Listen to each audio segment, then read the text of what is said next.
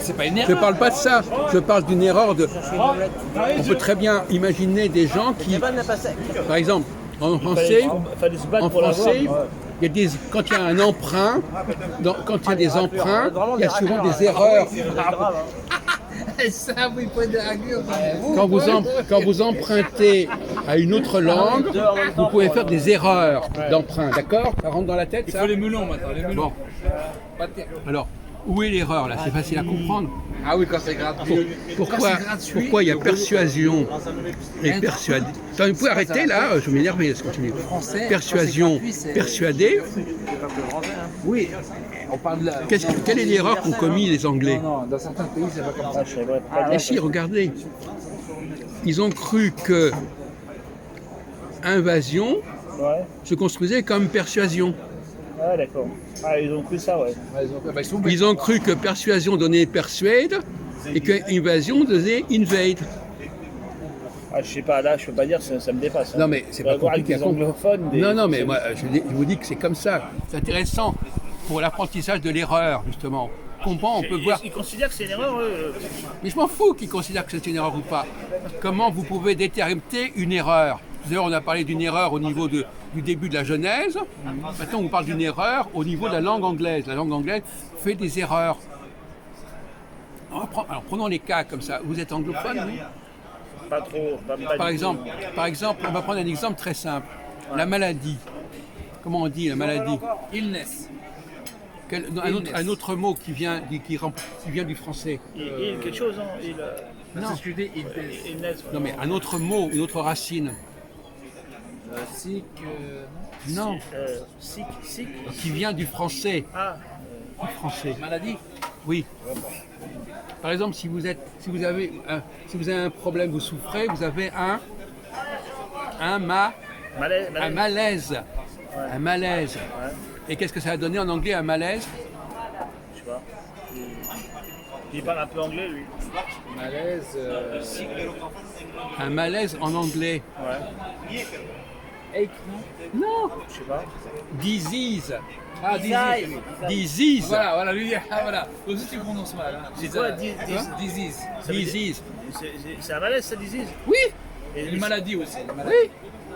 D'accord, je savais pas. C'est passé. Le mot malaise Et il était. l'utilise au sens figuré aussi ou au sens seulement corporel quand on est malade ou quand il y a un malaise Bon, peu importe. Je sais pas parce que Malaise dans la civilisation, d'accord, non, peu importe. Mais ils ont transposé malaise en disease. Ah d'accord. Le is de disease, c'est le as Ah d'accord. de l'anglais. Ah, ils sont marrants ces anglais, ouais, c'est vrai. Et vous découvrez ça. Je sais pas l'anglais, je sais pas trop m'attacher. Par exemple, pour please, ça vient d'où please en anglais? Please. Ça vient du français quoi? De quel français ça vient? Quel mot? ça vous, Please. ça vous plaise Ah oui, plaise. Plaire, Ah oui, plaise. Voilà. Malaise, disease. Plaise, please. C'est des formes qui passent comme ça. Voilà. Vous ne saviez pas ça? On vous a pas appris ça à l'école? Il n'est pas parti à l'école, lui. Vous n'avez pas fait vous n'avez pas fait de cours de français? Vous n'étiez pas dans le secondaire? Vous n'avez pas. Bah, Jean-Paul. Bon. Alors, vous savez ce que c'est qu'un calque? Jean-Paul. Un calque? Jean-Paul.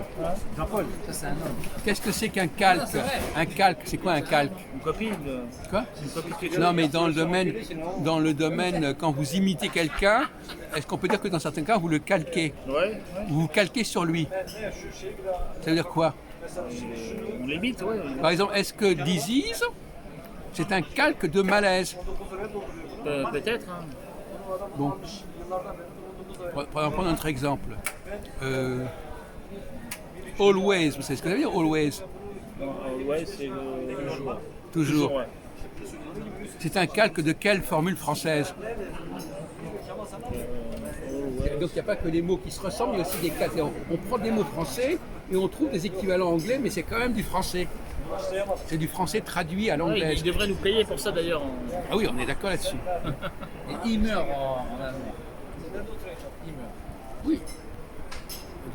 Oui, bien sûr, ça veut dire toujours. L'allemand des années 30 ou l'allemand Non, des c'est années 2000? Non, c'est Immer, oui, d'accord. Mais là, on vous parle de l'anglais. On dit always.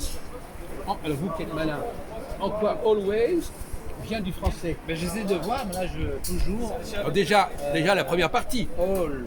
All, c'est tout. Tous, oui. Bon, donc déjà vous avez moitié. c'est moyen. Vous avez déjà bon, d'accord. Alors, Tout moyen. d'accord. Donc, comment si on avait voulu traduire toujours littéralement en anglais, qu'est-ce qu'on aurait dit?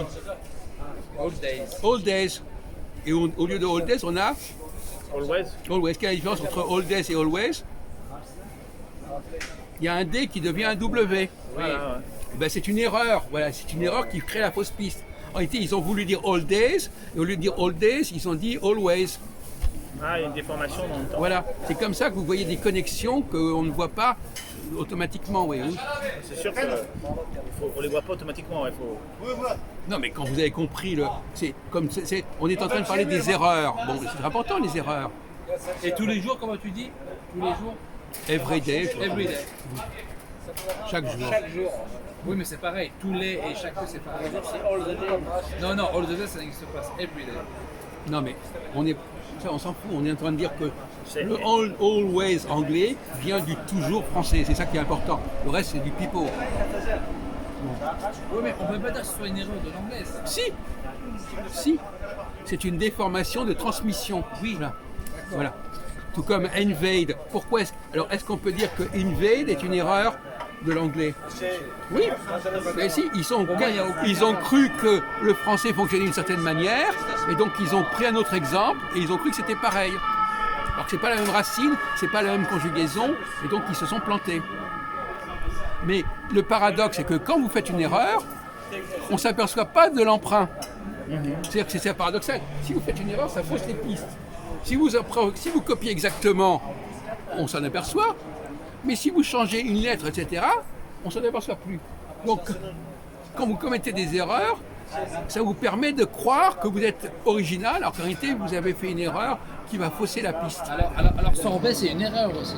Parce que c'est un mot arabe d'origine qui veut dire show. Et alors, en quoi c'est une erreur? Donc non, parce que le che est devenu S. Donc toi, tu vas dire que c'est une erreur. Mais non, c'est pas une erreur. Ah si, ils ont toute la logique. Mais là, c'est bien plus grave, là. Ah non. Bon, de toute façon, on est d'accord. Ça veut dire boire, sorbet. Voilà. On a déjà parlé.